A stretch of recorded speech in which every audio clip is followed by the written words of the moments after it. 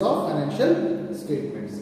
Second is internal analysis. Internal analysis means when the internal users like management, shareholders and employees, they are going to analyze the financial statement. So it will be called internal analysis of financial statements. Clear? Third is horizontal analysis. Horizontal analysis means when we are going to compare one year with another year, that is current year with previous year. When we are going to compare the financial statements like position statement, balance sheet and income statement of current year with an income statement or position statement of previous year, it is called horizontal analysis. It is also called dynamic analysis because we are not only focusing on a single year, that is the current year, we are also keeping in consideration the previous year data. So that is why it is also called dynamic analysis. Then the fourth one is vertical analysis. Vertical analysis means when we are going to compare different elements of the balance sheet or the income statement of only 1 year. We are not comparing. We are getting second-hand information, and in the meantime the information could have been manipulated. That is why we cannot trust it fully. Whereas internal analysis is more reliable because they are getting the information first hand. They are getting the original information. So this is what is the difference between internal analysis and external analysis. Next, let us see the difference between horizontal analysis and vertical analysis. So horizontal analysis is a review of financial statements of more than 1 year, different years. Okay, for example, when we are comparing the position statement and the income statement of 2019 with that of 2018 or 2017, so this is called review of financial statements of more than 1 year. That is why it is called dynamic analysis. In the same way, vertical analysis now, it is a review of financial statement of only 1 year. Okay. So second point is it is a dynamic analysis, whereas vertical analysis is a static analysis. Third point is it is horizontal analysis is about comparing the financial data of different years with the chosen year. Chosen year means whichever year you want that should be your base year, should be the year with which you want to compare the data of the different years. So that is your chosen year. So this is what is all about in horizontal analysis. It is about comparing the financial data of different years with the chosen base year. Whereas it is about comparing the different items of same year items and different items, they are compared with each other. For example, the expenses are compared with the revenue from operations. So this is just an example. Now, how we are going to do horizontal analysis? We should have certain tool now. So what is that tool? So the tool which is used for horizontal analysis, they are comparative statements and ratio analysis. One more is there, ratio analysis can also be used for this. And whereas for vertical analysis, yes, ratio analysis can be done. Plus, we can also use common size statements. Common size statements can be used for vertical analysis also. Clear? So, this was the difference. Now, let us focus on tools of financial statement analysis. So, there are major 4 tools.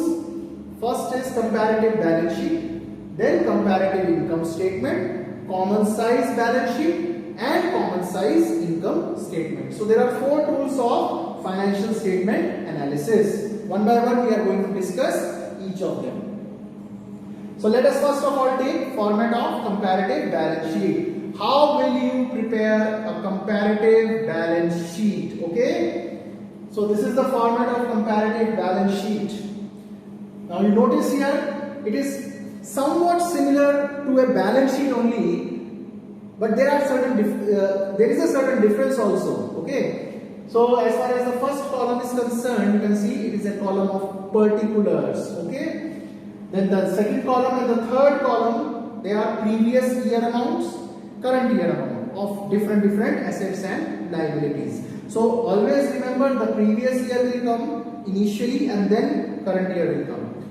Now come the next two columns which are very important and they are exclusively present in comparative balance sheet. Okay. So the first column out of the last two is absolute change. What is the meaning of absolute change? See, absolute change means the difference between current year values and previous year values. The difference between current year values and previous year values is called absolute change.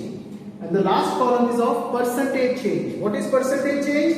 It is the absolute change divided by previous year value. Okay? Absolute change, whatever you are going to get, that change you will divide with previous year value. That will be the percentage change.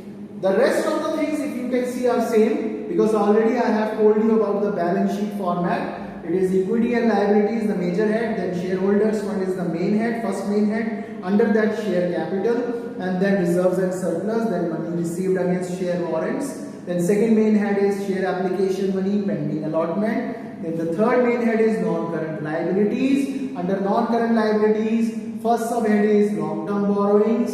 Then comes the deferred tax liabilities. Then comes long-term provisions, and finally the other non-current liabilities. So there is no difference in this. As far as the vertical format is concerned, there is no difference.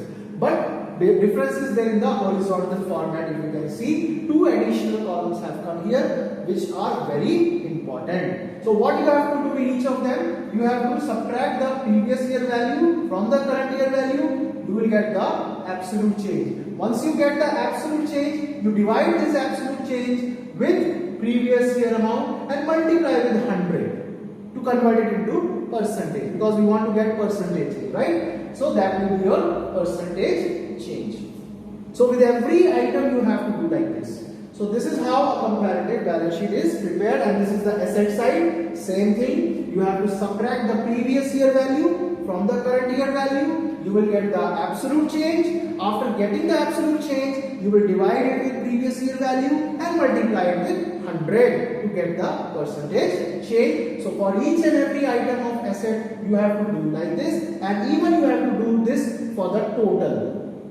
So this completes the comparative balance sheet. Now let us come over to the next topic, the next tool, which is called comparative income statement.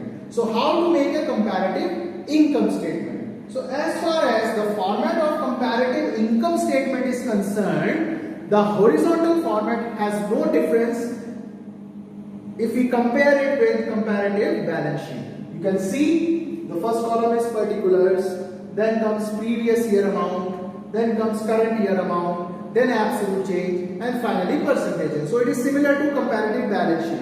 Yes, obviously, if we are talking about income statement, then the elements will be different. There will not be assets, there will not be liabilities, there will not be any shareholders fund. Obviously, there will be a difference. So what all things will be there in the income statement? The same things will come here also. Starting with revenue from operations, then other incomes,